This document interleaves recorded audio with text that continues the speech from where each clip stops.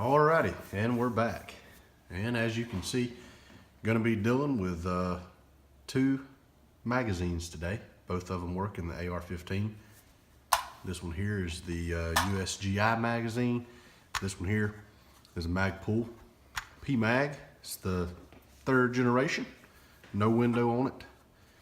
Alright, I'm going to just kind of debate each one of them.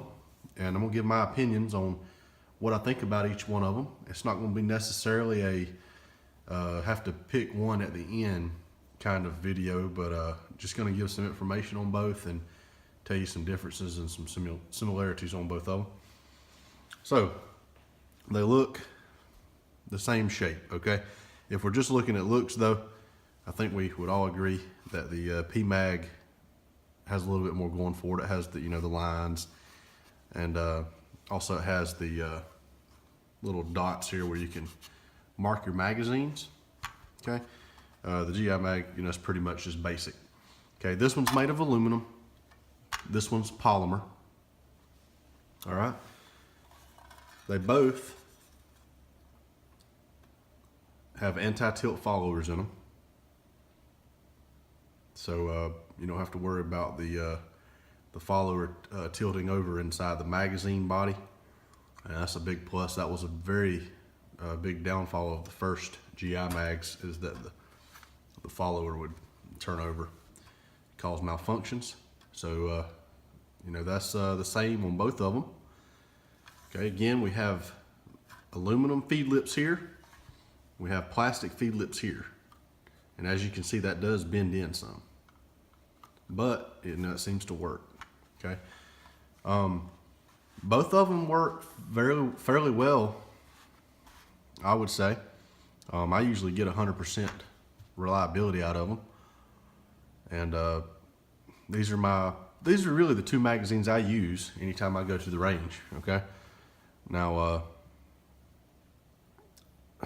some of the things that are going to separate them as far as what they're made of is, and I have done this not on camera. I will make a video though of a torture test between these two. It'll be coming up very soon. But I've done small torture tests with these magazines just to make sure they do hold up fairly well. And I've run both of them over, but they both come out okay. These aren't actually the same magazines, but the ones I did run over come out okay. I've seen videos where the GI magazine, since it's aluminum, it bends when run over or banged. Say it got dropped, it could dent the magazine, and if it dents it in too much, it's going to cause some problems inside that magazine body. The good thing with polymer is it's it does bend, and that sometimes is a good thing because it can take a little flex and just bounce back to where it was before, and that's a plus. Okay, one other thing here, we have a stop piece of plastic there that stops it from going too far up into the gun. This doesn't have that. That's not a huge deal for me. We'll get back to the denting. This isn't going to dent, but this can break. Plastic can break, okay, and aluminum can dent, and it can actually even break also. As far as cleaning them, we're going to give it this. Taking them apart and clean it, the Magpul wins by far. I'm just going to show you real quick how easy it is. All you have to do is, I have a knife here, but you can use anything you want to. Take a knife and just press that thing in there and pull the plate off, and then that comes out, and there's your body, and that's pretty much it. Okay, you have your follower, you have your back plate for your foreplate, and then put it back in. Just drop it on back in. Push that down and hold it. I might put it on the wrong side. You gotta make sure you have it on the right side.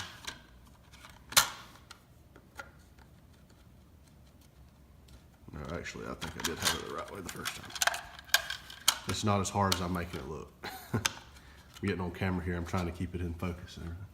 All right, you just pop that thing, the middle pops back in, it's ready to go. Okay. Now I should go ahead and show you on this one too. It's fairly simple also. You're just gonna need like a flathead screwdriver or a knife or something. And you have this front lip here, right there. And you're just gonna stick something in between the magazine body and that little lip. You're just gonna slide it in there and pry it up just a little bit, okay? And then just pry it off a little bit, and that'll make it where you can just go ahead and pull the back plate off. It's just a very thin piece of aluminum there. And then this pretty much works the same way, except it catches on the little tongues there. But you're going to pull this out, and your follower comes up with it. It doesn't have the back plate for the fork plate there. But there's the follower. Put it back in. Shove it all back in there. This one's a bit more noisy, isn't it? Okay. You're just gonna push it all back in there.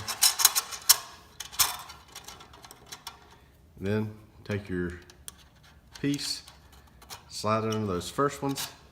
It'll slide all the way to the back. And normally what I do is I just take something that I can kind of push on it with instead of my finger and push on it, and that locks it back in.